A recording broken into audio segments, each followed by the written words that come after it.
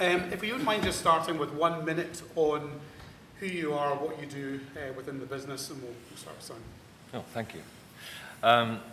My role at Carpetwrite as Digital Director is to look at the entire customer journey, right from the light bulb moment of somebody wanting a new floor, right through to the experience in store, having it fitted, and any customer aftercare, and how we can interject digital into that customer journey in order to improve conversion across the whole piece.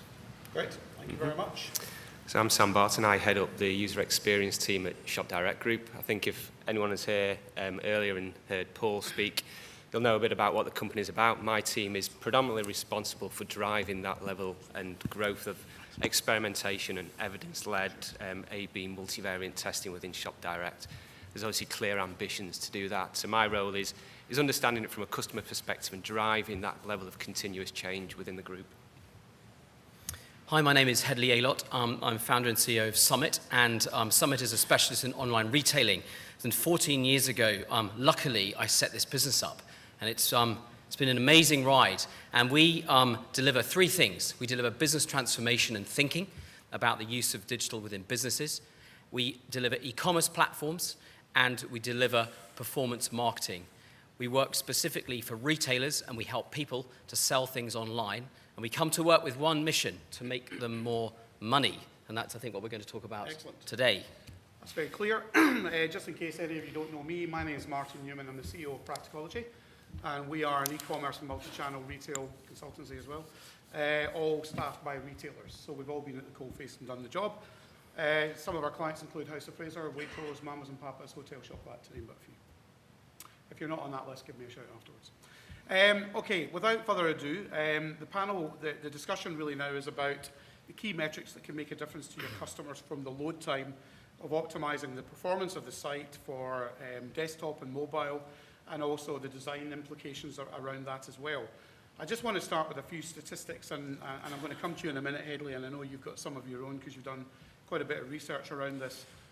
Research from Tagman suggests that based on the Glasses Direct website, they found that a 1 second delay in page load can cause a 7% loss in customer conversion, so that's pretty significant. There was an Akamai survey going back quite a while, to about 2009, that found that 40% of people will abandon a web page if it takes more than 3 seconds to download. I still find it quite interesting, going on a lot of sites today, that I think the site performance is still really a bit of a challenge. So Hedley, over to you. Tell me what your findings are and what you would do about it.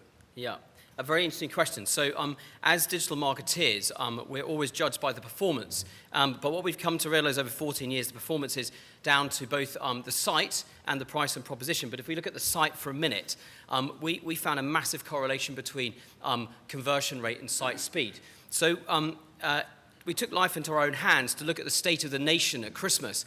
And we took 250 of Britain's leading retailers, and we put them through our site speed performance test. And over 90% of the sites failed. And because of the marketing that we do, we're able to correlate a loss of conversion to revenue lost. And you might not be surprised to realize that over £5 billion are lost every year by retailer sites that perform outside of that benchmark. And to do that, we've created a site performance checker on the site. So you can go, and instead of giving you your download page time in milliseconds, it will actually tell you how much you've lost in money and conversion, and it will benchmark you against your nearest peers in your category. So we're on a mission at Summit to try and speed up the nation, because £5 billion is an utter waste of money, frankly. Excellent. So excuse the pun, there's something interesting going on there in terms of site performance. There'll be more of these coming, won't there? There probably will be. Sam, how are you tackling this at Shop Direct?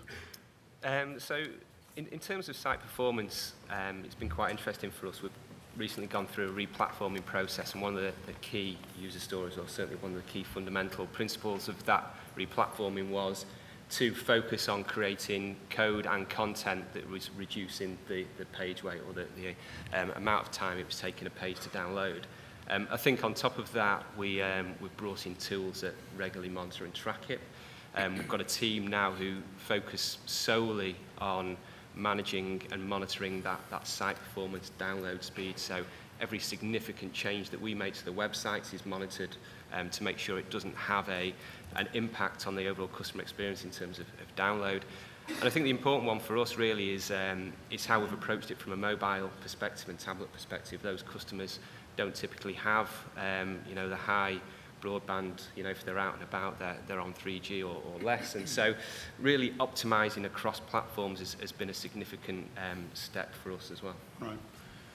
Simon, where does this sit within the business? Sit with IT, or does it sit under your stewardship? Well, at the moment, we're lucky enough to have Headley and Carpet-Right looking after this for us. I've only been there for a couple of months, so I'm not totally on top of where that is. But when we were at Wix, we actually recognised exactly that we were losing conversion and losing money depending on page speed. But there was also, we had issues with our back-end systems as well. So it wasn't just about the download of the web page, it was how quickly our back-end systems were interfacing with the customer, especially as you go through the checkout. So we were concentrating more on our back-end systems at that particular point. Can I just add one thing? Which Sure. There's a real insipid loss with this speed issue. And it's not just about conversion, but it's also about a loss of ranking for SEO. It's a loss of quality score for paid search. So if you add those things up, for many retailers, you can't quantify them, but it's got a much bigger negative impact than just losing conversion rate. Absolutely. Sam, you were touching on the team that's managing that in the business. How does this interface with the user? Sorry, thank you. How does this interface with the user experience lab that you've set up in Shop Direct? Within usability, it's difficult to measure performance, although recently we've been doing some studies on mobile, and for some reason the internal Wi-Fi has been playing up. So we've found that actually when we are testing on mobile and those customers that are trying to transact with us, it's typically slow in the office, and those customers are just switching off straight away. They'd said, I'll go to a competitor site. I'm just not willing to wait along. You need to have a word with your broadband company. So we know for a fact that our customers don't tolerate poor speed or poor performance. And we see it in the numbers. One of the things that we are looking at is, through A/B and multivariate testing, is when we are making site improvements to improve speed or performance, we will measure that. So we'll be able to measure old code versus new code. We're also looking at, on certain pages, throttling the page speed, so that we can then measure what the impact would be if we were to add additional content. And we work very closely with the teams that actually create the content within Shop Direct, so the brand teams, the creative teams that are creating these assets, these banners that could potentially have that impact. So all in, because we've got this user-centered design approach and getting the customer at the heart, we're able to engage all those teams to make them aware of what impact the stuff that they're producing, the content they're producing, is having on the customer, and we're able to measure it. Yeah. Headley, what would you advise retailers do about the requirement to obviously create richer sites and richer experiences? So taking that rich content, how do you balance that requirement with the performance? How do you make that work effectively? What do you need to do? I think there are two things. Firstly, you have to understand the journey of the decision-making process of the customer with the product they're buying to balance the content that you need. And I want to use an anecdote for a moment. I remember hearing a great person speak about lastminute.com. And they were poring over this site with lots of A/B testing, and this chap ran into the room and he said, "It's 6." And they all looked around and they said, "It's 6 what?" And he said, "It's 6 pictures. And it's the hotel room, it's the bathroom, it's the lobby, it's outside the hotel, and it's the garden." And there was one other. And those 6 pictures are the things that people need to decide that that's the hotel they want. And when Last Minute changed those photographs for those 6, hey presto, their conversion went up. So firstly, understand the things that are important and don't fill it with clutter.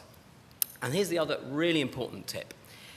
Page load is not, or site speed is not about the time it takes to load the entire page. That's a myth. It's all about the time to load the first element of the page. And you can take well over 3 seconds to load the entire page, but what you want is above the fold to load before 3 seconds. And there's a great tool you can use, which essentially will take a screen grab of your site loading every 100 milliseconds. And it's incredible to watch this reveal of what loads. So if you take an Amazon page, it'll take well over 3 seconds to load. But actually, above the fold is generally in within 3 seconds. So don't put things that block the page loading. What's the tool? You mentioned a great tool there. I'll send, there are a number of tools which you could use, and maybe we can facilitate sending a range of these tools out so you can all have access to them. Many of them are free afterwards. Sam, any thoughts on that? Sorry, what was the question? It was about rich content. Oh, sorry, yeah. And balancing the need for rich content with site performance. Yeah, rich content is critical for our customers. Typically, tablet customers are the ones that want to consume rich information, video content. We need to provide them with, as a remote retailer, we don't have a store presence, we need to provide them with enough information, enough product content and images and videos that are going to inform their purchase decision remotely. The benefits are it reduces returns. And so I think when we look at adding rich content onto our websites, we understand there may be a performance impact, but actually because we're able to test it, we can measure that performance impact against the commercial benefits that actually are driven from that rich media. And so it isn't just necessarily about conversion, it's about returns, it's about customer engagement, it's about consuming information, it's part of a cross-device experience for them. Okay. Simon, rich content, what role has that got in the world of Carpetright? Well, I think Carpetright is generally, rather than an e-commerce site, it's a lead generation site. And depending on where they are on the customer journey, will depend on what they want from their rich content. I think right at the beginning of the journey, it's about education and inspiration. It's that wow factor. It's about being quite emotional.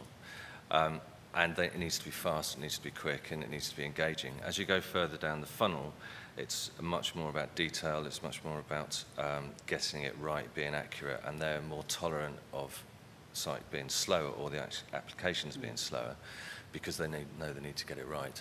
And I think that's probably the same with most customer journeys. It depends where you are on that journey. Just talking about that, in terms of the conversion funnel, given that it's lead generation rather than pure e-commerce, what are the different components that you're looking at in that funnel to make sure these are being optimized for customers? Well, it's interesting because actually the biggest issue for us is in the stores. So we can have the best website in the world, but if the stores aren't engaged and they're not chasing those leads, they're not communicating with the customers, or if you don't have the right method of communication for the stores, then the whole thing falls down. So for us, it's a true cross-channel journey, getting that whole lead generation through the site and then making sure that the guys in the store actually convert it, and that's our biggest challenge at the moment. Sam, what about Shop Direct? In terms of? Well, in terms of the funnel, what does the conversion funnel look for? What are the things that you're looking at where the biggest tipping points are? Where are people dropping out of the site, and what are you really focusing on where the money's being lost? So a lot of our web improvements, are based around the areas where there's the greatest amount of traffic, because that gives us the biggest wins. It allows us to complete tests and experiments a lot quicker. And so they're typically product page, gallery page, home page browsing and shopping. The funnel exists. We work with Insight a lot to understand where the key dropout areas are on the site. And what we've found, certainly through checkout, is an area where there are the biggest opportunities. This is where customers are making their purchase decision. And one of the biggest wins for us, or certainly the biggest wins in terms of experimentation, is where we actually remove content.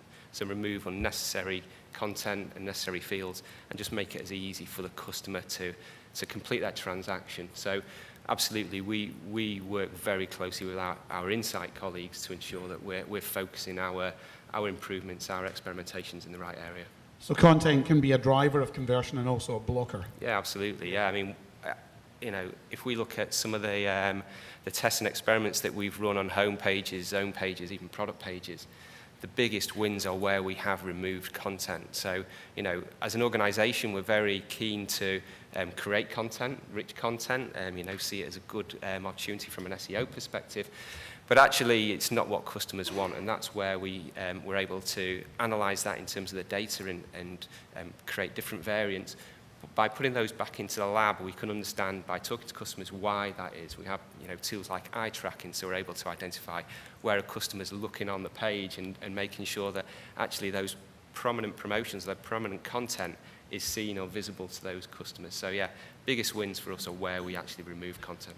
Just a quick question without giving too much away. It's specifically related to your business, and I don't expect you to share anything too sensitive, but you operate both a cash and a cashless checkout. Yeah. How is that working, and are you seeing an increase or a decrease in the number of customers that want to, basically pay as they go versus paying by account, if you like? Yeah, absolutely. I mean, the Shop Direct model is split into two. We're embedded and direct. Embedded is our old, almost legacy brands. Littlewoods is an example of that, where a customer will pay on an account and they're able to spread the cost over weekly terms. The price of delivery is bundled into the cost, and so it's a little bit more expensive. That has gone through a huge decline, and we've noticed that customers are changing. The online customer is adapting, and actually they want a different model. Although within the direct brands, such as Very, we do offer a credit proposition, much more customers want to pay up front. What we're finding, though, is that they're not as profitable, and so for us, it's that balance about encouraging them to create an account, almost get them tied in that way, extol the benefits of that, but at the same time not block them placing an order. Ultimately, an order is an order. Sure. And that's why we're looking, at the moment, we've always kind of shied away from payment models like PayPal, actually trialing PayPal as a model, because although it's much more expensive to complete for the customer to complete a transaction, actually, if it's what they want, absolutely, it's what they need. Let them shop how they want to. Yeah. Headley, if we look at the checkout, the shopping bag and the checkout, in your experience, what would be the 3 or 4 things the good folks out there should be thinking about in terms of blockers to conversion? Autofill. It's the most important thing now for everybody to go home and sort out. It's going to be the biggest opportunity, particularly for mobile. So many autofills don't work and not set up correctly. And as we see more people trying to convert, you don't want to fill in things on long forms in mobile. That's why conversion is so bad, or it's one of the reasons. So definitely autofill, big opportunity. Second one is payment. Like it or love it, people love PayPal. Sites with PayPal convert better. So, think of the customer. Again, that's a really important thing with mobile. And the blockers in conversion are definitely around the payment moment. So many people don't have their 3D secured, don't want to go through that, fail, give up. So give them the alternative. I'll just add a few. If you look at the shopping bag, excuse me, I would make sure that you have all the delivery options, including the service levels and the costs on the shopping bag. So on the shopping bag, as a user, I need to know how much is the total cost of the order. And if you don't tell me what the delivery options are till I get into the checkout, that's too late, so I might abandon then. I need to know if I can do gift wrap. Those would be probably the fundamental ones there. And if you look at the ASOS first page of the checkout, they increase conversion by 50% by simply having a button for new customers saying "new to ASOS?" ? And then you just click that button to go to the next stage. So another 50% of customers made it through from what used to be the first stage of the checkout, which stopped people from going any further because they were trying to force people to register. And they actually still do make you register, but they do it in a much nicer way. So they do it very much more subtly. So those would be a few tips. How do you prioritize? Because we all know there are so many things that you can optimize on an e-commerce site. So Simon, again, I guess it's a bit of a curveball for you, given that it's not pure e-commerce, but how do you prioritize what you look at from an optimization perspective in your business?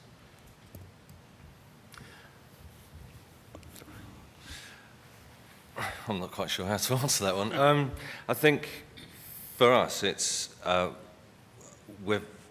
because it's about lead gen. It's very much we will go out to the customers and talk about what it is that they're expecting us to achieve, without trying to put too much of that rich content in there in order to slow the site down. So Headley works very closely with us. We have quite complicated what we call product calculators. So if you're buying a carpet, it's a bit like going on to BMW and using a car configurator. It's like a configurator. Exactly, it's exactly like a car configurator, and everybody knows the problems that Ford had with that. And at the moment, that's our biggest project, is how do we get the configurator for our carpets to work in an effective way that's easy for the customer to use, but isn't taking up loads of download speed because it needs to communicate with the back end of the system. So from a prioritization piece, it's very much that balance bit that we're talking about. Where are they in the customer funnel? And what is it that we actually have to do in order for them to achieve their goal, but we don't do any more? Yeah. If you Okay, Does that that's help? good. That's fine. Sam, given that you're now a pure play who used to be a bricks and mortar business, and you've transformed your whole business over 6 or 7 years, and you've got a usability and a UX lab in the business, how on earth do you prioritize when you've got probably more in-house resource around testing and usability than probably any other retailer I can think of? Yeah, I think Paul probably pulled it out in his presentation earlier in that, you know, we've moved from this hippo-led business where it was very much dictatorial in that, you know, this is what we're doing, go away and do it, to almost evidence-led or customer-led. So we will focus on... Who were the dictators, just out of curiosity? Well, name no names. No one in the room, obviously. Andy Cartman's in the audience, he can be one of them. But yeah, it was... we've moved to almost evidence-led, so looking at data, so understanding which pages have the biggest impact, the funnel analysis. You know, if we were to shift a number or a KPI on a certain page, then that is going to have the biggest incremental impact. Also, we'll look at what we've learned from experimentation. So, again, examples of where we've failed fast. The message that Paul flashed up on the presentation earlier. That isn't the end of it. You know, we'll look at why that failed and, you know, look at what opportunities we have to develop something similar. Similarly, you know, those tests or those experiments that have been really successful, the persuasive messaging or you know, the social stuff that we put on our websites, what is the next step for that?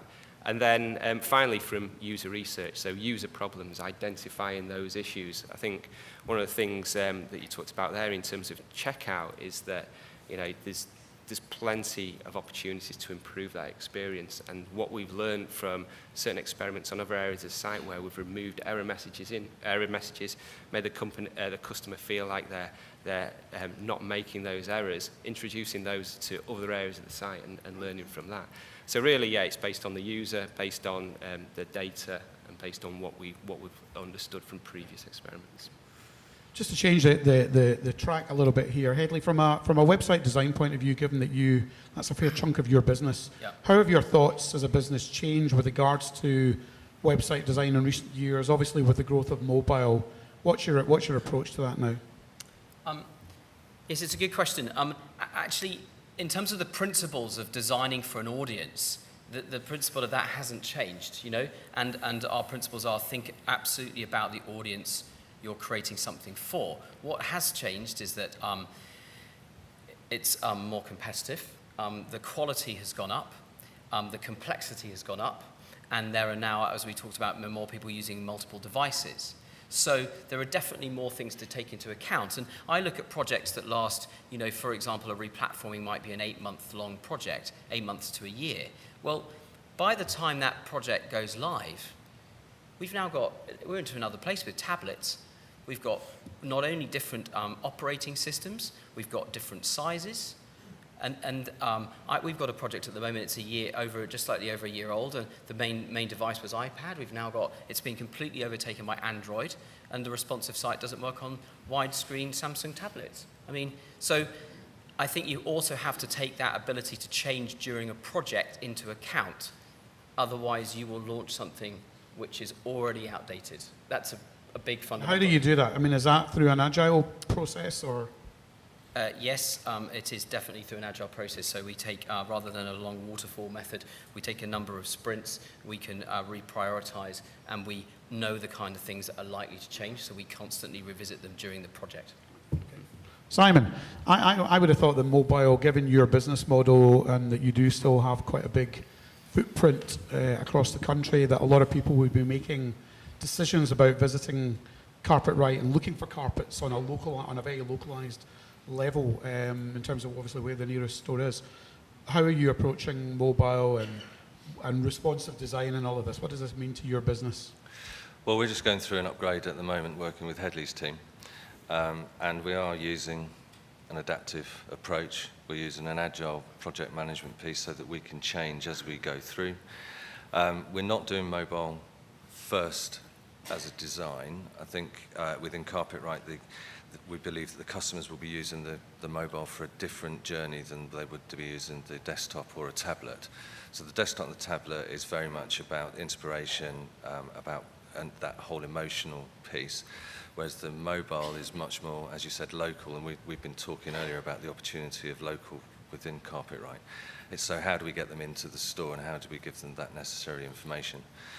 So we're designing with the desktop in mind, using an adaptive approach to get the mobile to look right and choosing those elements that we think are more relevant to that mobile journey. I was going to say with that, it's been really interesting with the mobile. So we've had a mobile site for years, dedicated mobile, and but in fact we took that decision that the customer would either want to find a local store first, order samples, or book a free appointment, and that was exactly right. So we didn't put the range of thousands of carpets on the mobile. It was all lead generation, and that mobile site just in those things has delivered millions of pounds worth of sales. So now it's the opportunity to change that. Yeah. But I think owning mobile sites today with such a changing world is an extremely tall ask and a very expensive one as well. Sam, Shop Direct, I don't know your stats and I missed the presentation earlier, but my gut tells me that probably somewhere in the region of 50% of your traffic is probably through mobile, and maybe somewhere like a third to 40% of sales. Yep. Yep. That's Is that exactly a good guess? right, yes. That's exactly right. Well, there you go. Did you see their analytics? There you go. I'm heading to the bookie straight after this and buying my lottery tickets. So what does it mean to your business, and how are you managing the rollout of that? And where, from a prioritisation point of view, where does mobile sit? Yeah, it's an interesting one. As an organisation, if you look at the history, we're an ex-catalogue retailer. Catalogues aren't as important. Paper will always be important, but our customers don't really. Our customers don't really need the catalogue anymore. And we recognised that quite early on and went through this transition, almost actively migrating customers to the online channels, because we saw the business benefits of that, actually, reducing the amount of call centre staff and the actual, the benefits commercially in terms of migrating customers online. What's really taken us by surprise is the growth in customers transacting with us via mobile devices, and we've had to react quite quickly to that. It means that we've had to create specialist teams, so bring specialist skills in to manage that level of design and understanding how customers engage and interact on those devices. I would say that at least 50% of our user testing studies, probably more than that now, are on mobile devices, and one of the things that we set up within the UX lab was a facility that really enabled us to test or bring customers in and test on those devices, not just desktop anymore. And for us, some of the biggest wins in terms of experimentation have been on mobile, whether it be tablet or smartphone. Have you got any specific examples of what you can share about how your users are engaging differently with you through mobile versus a desktop site, or where those wins have been? Yeah.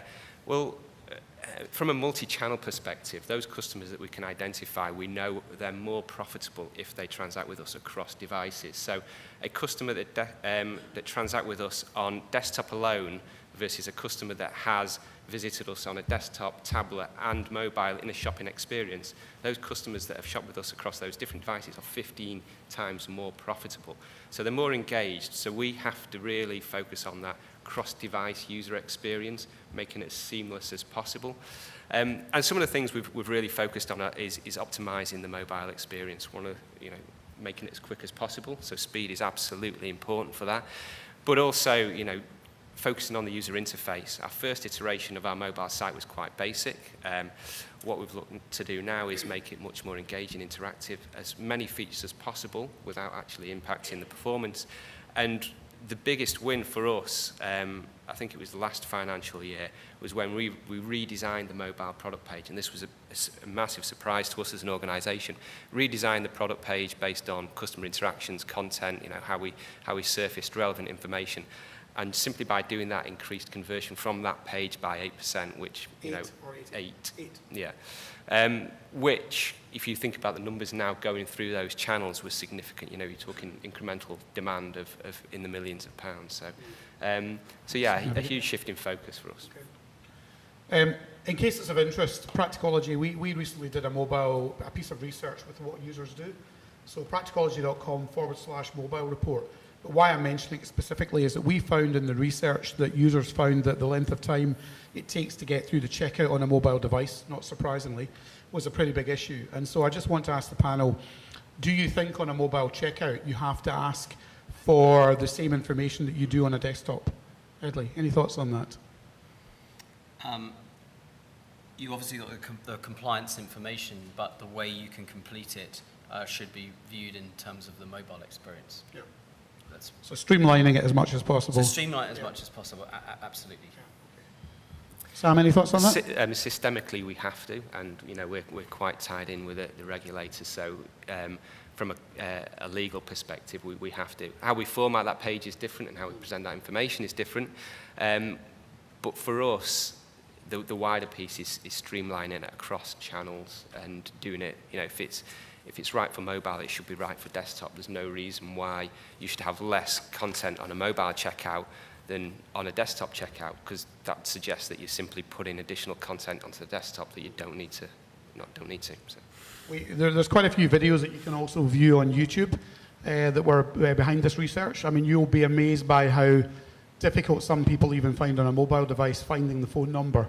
So on a very well-known department store that we don't work with, that everybody loves, apparently, the customers found it really quite challenging just finding the phone number. So I think the way we're all engaging with mobile is really interesting, and I feel we're still relatively early in the journey. And we produced this report because I challenged my team. I said, does any of us really know what best practice looks like? We all know what the blockers are on a desktop site, but I'm not sure that anybody knows or knew really what best practice looks like on mobile. We all know what bad looks like, but do we really know what good looks like? So hopefully you're getting some learnings from the guys here. Which websites, either e-commerce sites or others, do you most respect in terms of the user experience? Simon, any thoughts on that? And have you tried to incorporate anything from those experiences into what you're doing at Carpetright? I'm quite simple. I quite like sites that are simple, not too much clutter on there. So there's actually a really small site that I use all the time. I do all my holiday shopping on it. It's just a little company called Simpson Travel. Doesn't do anything clever, does what I want. I've got some fantastic images on it. I can get in there. It works on the mobile really quickly. And it's got lots of inspirational pictures on there. And for me, that's enough, and that's all I need, which is kind of what we're saying, I think. It's just a completely uncluttered, fabulous little site that's run by a small little family-based company.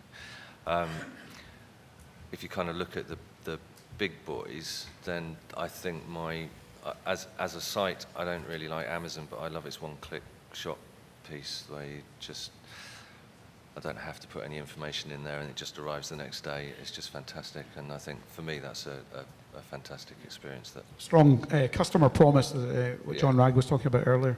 Sam, what sites do you take inspiration from? Well, certainly Amazon, but for a slightly different reason in their approach to continual improvement, test and learn. They won't design for design's sake. They won't make a change without experimenting or testing it or engaging the customer. And so for us, that in terms of their methodology is something we look at.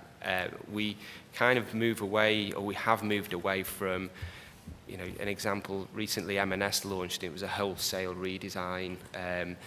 There was a lot of significant or discontinuous change on that site. Now, for us, that is something we probably would have done a few years ago. But actually, how do you measure what works and what doesn't?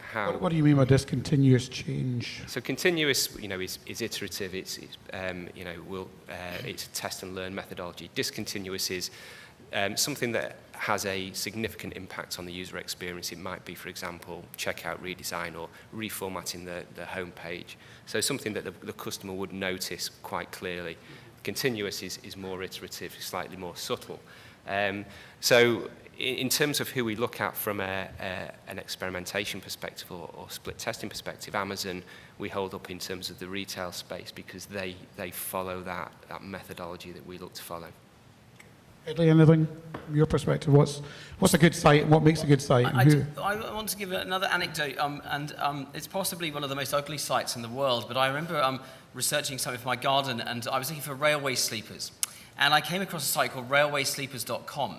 And you can't think of anything. You have problems sleeping? I did have sleep, but you can't think of any. You know, what do you say about railway sleepers? And what I discovered was a site that sold railway sleepers, but it must have had about 1,000 stories of people who had done the most extraordinary things with railway sleepers. All their pictures were there, their stories, and that's this whole thing about that companies today need to be interesting. And this company had made itself interesting through its customers, and it wasn't pretty. It was pretty ugly, but it engaged you. And sometimes it's this balance of content over form, and that is a kind of an extreme example of something that was just brilliant about its content, and it was all about its users generating it. You'd never have thought of that. It's a very good example. I would, I'm sure everybody's aware of Appliances Online or AO.com. There's been a lot about them in the press recently, and I think from an engagement point of view, I think there are a few retailers that do as good a job as them in terms of engaging with customers. They have over 150,000 views of videos on YouTube every week. They get a lot of videos posted from customers who actually produce videos to rate products. But I think the thing that they do probably better than most businesses, and what really underpins it, is they have a really good value proposition, but they're completely transparent. And they take all of the negativity that customers post on Facebook, they do something about it, they write back to the customer, they tell them what they've done to address the issue that they had, and who they've spoken to and the action they've taken. And this comes from the CEO, John Roberts.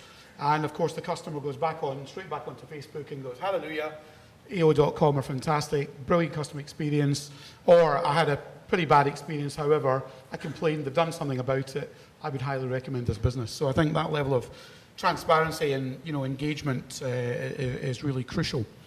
I want to come back to design for a second. Given that you're doing a lot of web design, Hadley, what do you think about the difference between responsive design and adaptive design? Are you able to talk about that and tell us, is it one or the other, or is it both? It's a very good question. So I think it obviously depends on the customer journey. So let me give you an example. We've been working for a large car retailer, helping them think about how they retail. You're allowed to mention them if you want, or can't you mention them? No, I can't mention them. But the whole interesting Is it thing Audi? about... No, it's not. BMW? Begins in there. Sounds like it's a book. So there's an element in the car journey, which is the car configurator. And actually, that's a really complex thing. And if you try and make the car configurator a responsive, it's really not very good. So we have this opportunity at that moment to serve an adaptive template. So for those of you who don't know the difference, we've got a responsive site. It will morph and shape to the size of the device, but it will know what device you're on. And when you reach a certain page, it then serves a specific template. So you can have a specific mobile experience within a responsive kind of journey. And I think that's the important thing to do. So with Carpet-Rite, the calculator for carpets, what does it need to look like? Clearly it's the same information, but it might need to function a little bit differently. So we've got a really good opportunity there. Great. Sam, any thoughts on responsive versus adaptive? Yeah, I mean, we've obviously spent a bit of time looking at it. I think the thing with responsive for us, it would mean a huge shift in our development approach. We'd need to retrain people, and we'd almost be starting from scratch in a way in terms of building the front-end interface. I think one of the things as well that we've always had in our mind, which is quite pertinent, is the performance of responsive design on mobile devices. If you're loading potentially desktop content onto a mobile device that you're not even presenting to the customer, then that could potentially have impact on the user experience and site performance.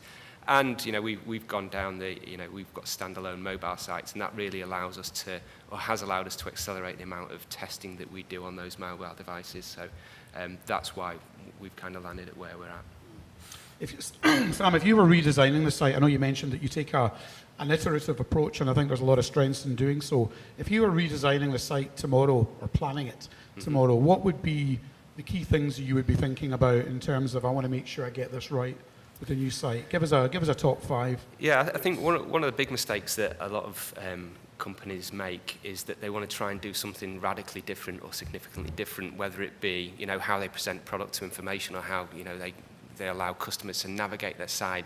I think the key thing is understand what you want to achieve as an organisation or as a business, what that means for the customer, so engage the customer early, understand what their requirements are and whether that is a proposition that works for them. But really, to do the basics and do them very well is a critical thing, because ultimately, if a customer can't use your site, then they're not going to be able to purchase or use, find the product or information that you're trying to get across to them.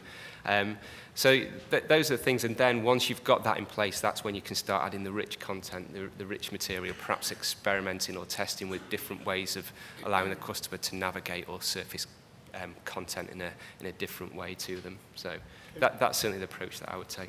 Thank you. Simon, I mean, whether it's with your previous Wix hat on, and your tools and shovels and everything else, your nuts and bolts, or Carpetright, what would be some of the key things you'd be really looking at? Well, as I said, we're actually going through an upgrade at the moment for Carpetright, and I completely agree with Sam. We are not...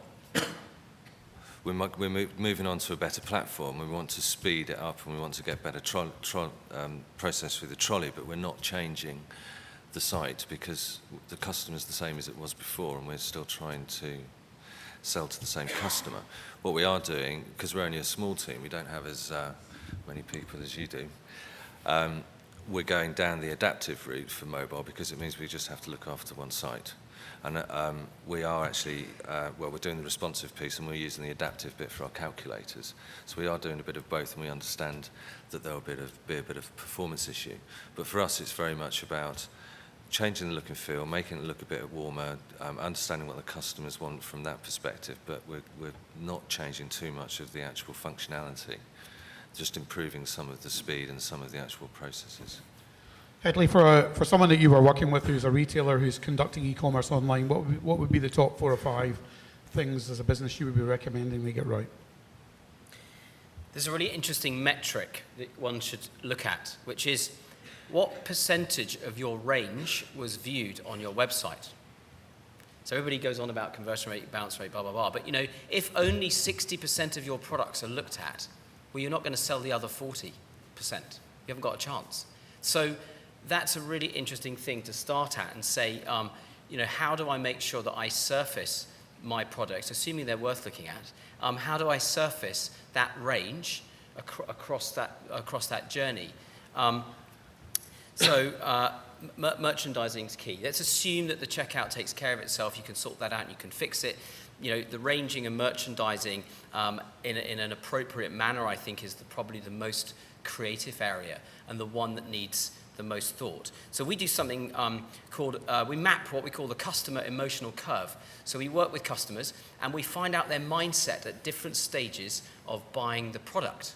And they obviously go through different thoughts.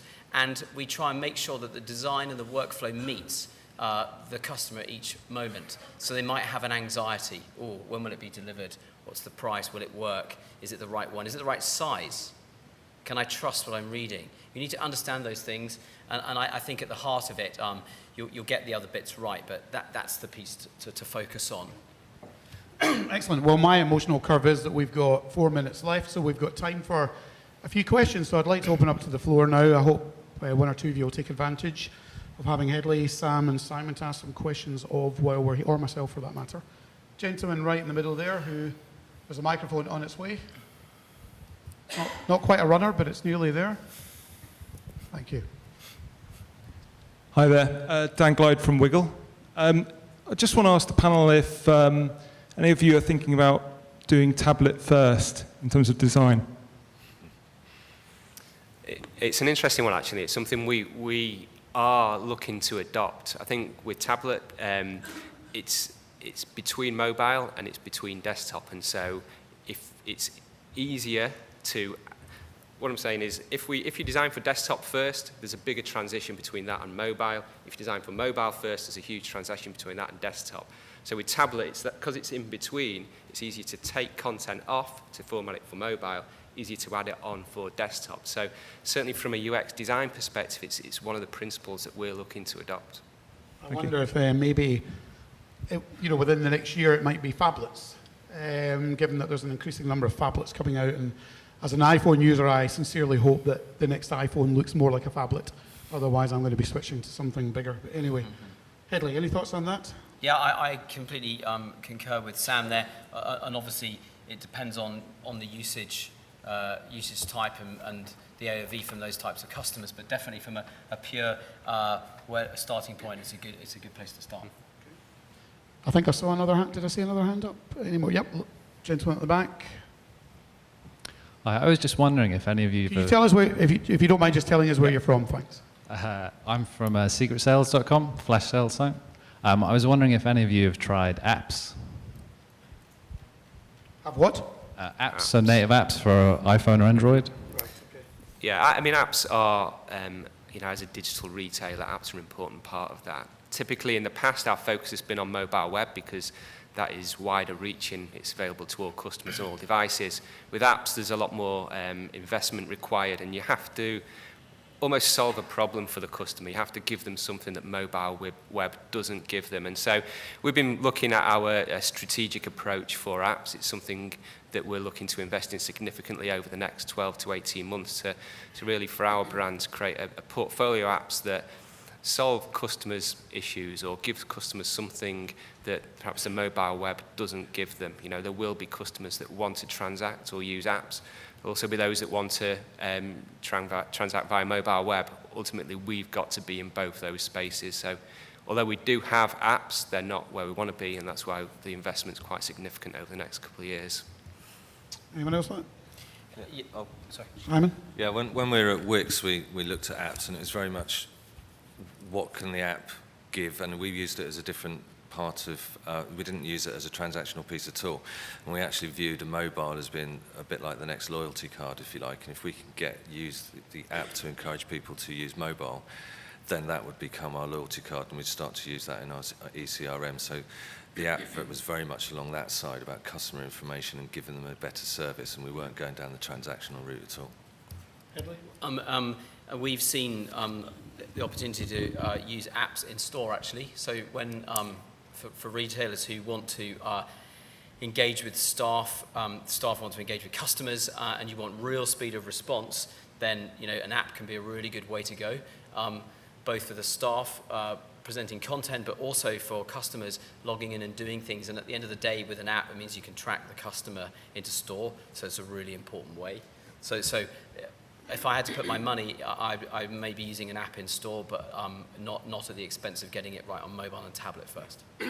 Totally agree. There's a luxury brand who shall remain nameless just in case they're here, who up until about 6 months ago didn't have a mobile compatible proposition but had an app, which I kind of thought was the wrong way around, but anyway. Any more? Probably time for one more. Gentleman over here. You can shout.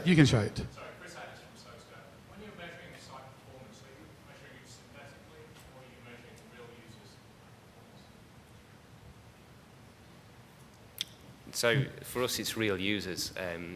Typically, with A/B testing, we'll split the traffic 50-50, and it is live. It's live traffic. So, we're able to get results quickly because the amount of traffic going through our site. But yeah, it's live traffic. We do upfront user testing, so we do have other methodologies that we can use to gather customer information, whether it be remote studies, and we have live session replay as well, which gives us a greater depth of insight or qualitative data. But yeah, the qualitative data is factual.